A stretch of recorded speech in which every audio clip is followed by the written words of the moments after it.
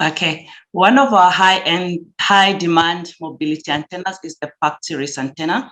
It is named after the hockey puck due to its small size and shape, and provides the best possible balance between size, performance, and the cost for large-scale M2M and IoT deployment. It's an omnidirectional transportation and automotive 5G antenna, and comes in various models ranging from a 5-in-1. By a 5-in-1, I mean it's 5 antennas in one enclosure, to a single LTE model and a GPS model. The flagship of this antenna is a 5-in-1 antenna that comprises of 2 LTE 5G antennas ranging from 617 megahertz to 4.2 gigahertz, covering the 3.5 gigahertz CBRS 5G band. It comes with 2 Wi-Fi antennas, which covers the 2.4 gigahertz and 5 to 7.2 gigahertz, which covers the latest generation of Wi-Fi, which is Wi-Fi 6E, and also is future-proof for the next generation Wi-Fi 7. It comes with 1 GPS active antenna that can operate in temperatures as low as -40, which is a very important fact which can work in extreme weather conditions.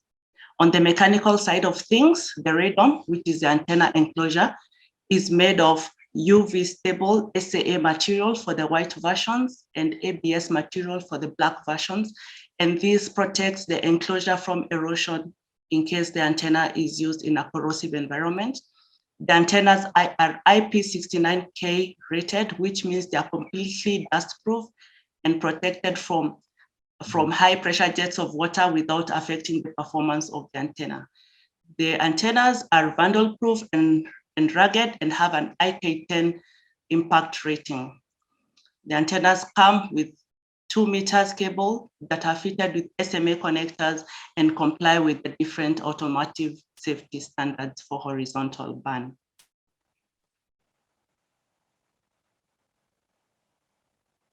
So another high demand mobility antenna in our range is the BMO Series antenna. It's also an omnidirectional transportation and automotive 5G antenna, just like the Park, but this one looks like a shark's fin. So you may ask yourself why it's bigger than the previous Park.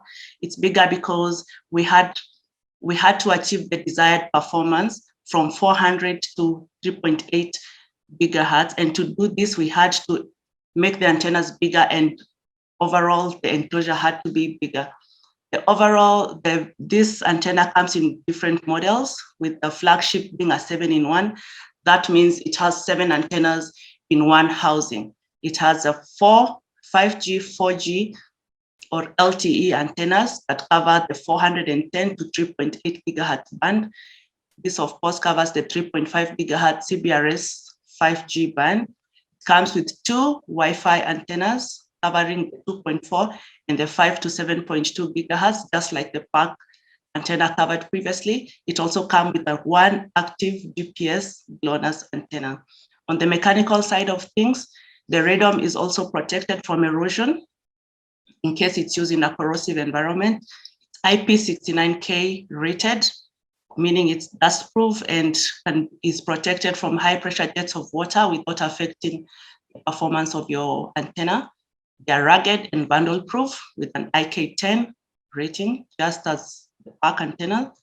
And they also come with 2-meter cables fitted with SMA connectors that comply to the different automotive safety standards. Ernest will now show you a few cases of case studies of our mobile antennas in the field. So Peter will now show you the different ways you can mount your Poynting mobility antenna and show you the different derivatives for both the Parks and the MIMO. Over to you, Peter. Thank you, Beth. Now, being a mobile antenna, of course, you need to mount your antenna somewhere. So let me take you through the different mounting options that we have with our Poynting antennas. So the first one is the magnetic mount. Obviously, this needs to be mounted on a surface that would be able to attract the magnets. What is important here is that it's on a flat surface. So this is very well suited for flat surfaces where the magnets can make proper contact. Just clean the area where you're going to mount the antenna, and you'll see that the cable then comes out at the back, very much like you saw that rally vehicle that Ernest showed us earlier. The next one is the spigot mount. This obviously necessitates the drilling of a hole in either the vehicle or the trailer or the cabinet that's part of the vehicle where it's going to be mounted. We have two options for you. At the top, you'll see the puck with a removable long spigot. And then at the bottom, you see the mimer with a shorter spigot. Obviously, the spigot can be used with either the mimer or the puck antenna. Next one is the surface mount. This surface mount makes use of a double-sided adhesive pad. Very important that we need to mount this also on a flat surface.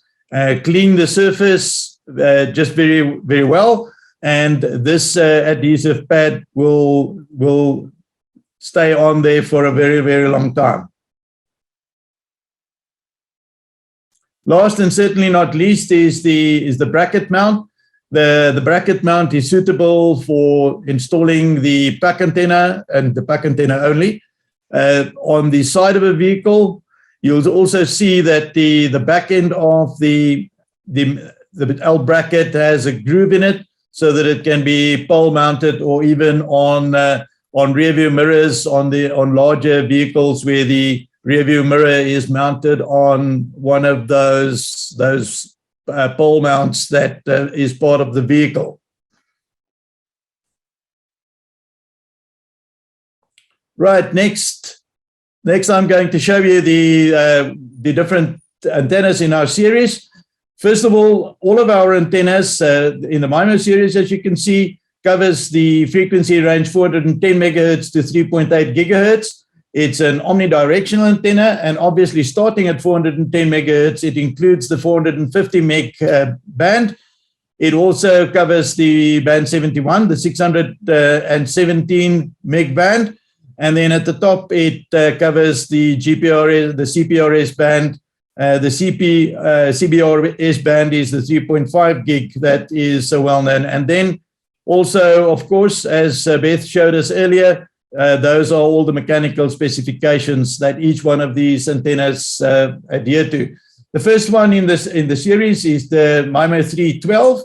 That includes a 2x2 MIMO LTE antenna with a gain of 5.8 dBi. The 13 is the BMO 12 with an added GPS antenna. That's a 21 dBi GPS antenna. Following that is the 14. Now, the BMO 314 has a newer antenna, our 4x4 MIMO LTE antenna. That has a gain of 6.2 dBi.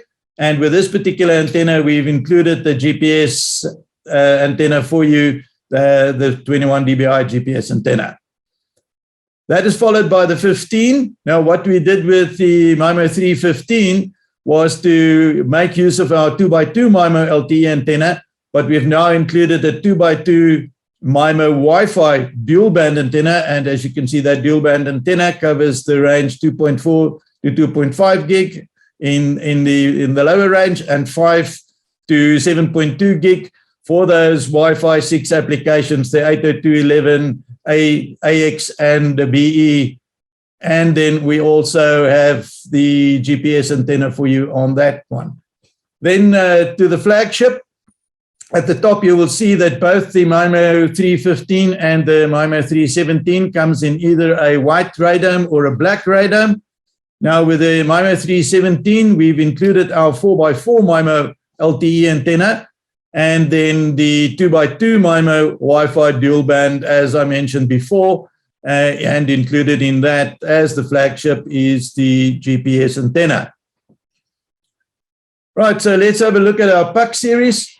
The PUC series, the frequency on that's a 4G, 5G antenna. It starts at 617 megahertz to 4.2 gigahertz. Also omnidirectional antenna, covering obviously with that frequency, those frequency range, the band 71. also the CBRS band, the 3.5, and then the mechanical specifications as we've shown you before. The first one in the series is the PAC1. That is simply a SISO antenna covering the range 617 to 617 megahertz to 4.2 gigahertz. The PAC2 is there we've included our 2x2 MIMO antenna, the 6 dBi antenna. Then we move on to the PAC4. With the PAC4, we've taken the 2x2 MIMO antenna and we've added a GPS antenna, 6 dBi on the MIMO and the 21 on the GPS. And then on the PAC5, what we did there was to take the 2x2 MIMO LTE antenna, include with it a 2x2 dual band Wi-Fi antenna, and then with that one we've included the GPS antenna, really the flagship of our PAC series. Then with the PAC7, for those applications where a person would need the PAC5 but doesn't really need the GPS, we've taken the GPS antenna out of that. And then with the PAC8, what we did with the PAC8 was we've used our 2x2 MIMO LTE antenna, and for those routers that has a single Wi-Fi, we've got the dual band Wi-Fi, but with a SISO, single in, single out connection. Thank you, Beth. Then in the same format as the PAC, we've got two other antennas. So you'll see that these are two omnidirectional antennas with the same mechanical specifications as our PAC.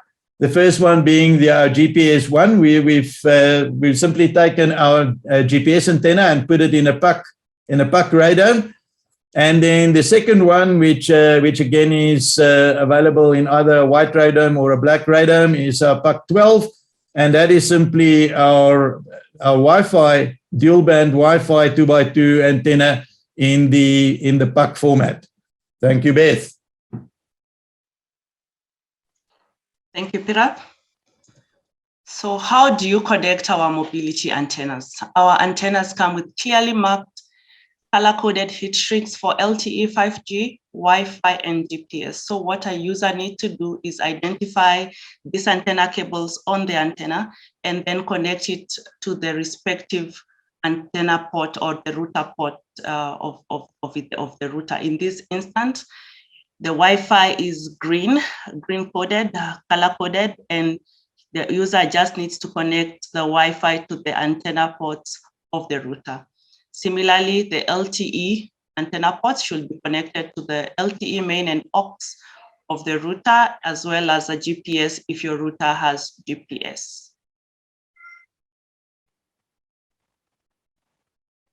So similarly, the MIMO 3 also comes with clearly labeled color-coded heat shrinks for LTE, 5G, Wi-Fi, and GPS. And all a user needs to do is identify these cables or on the antenna and connect them respectively to their own router ports.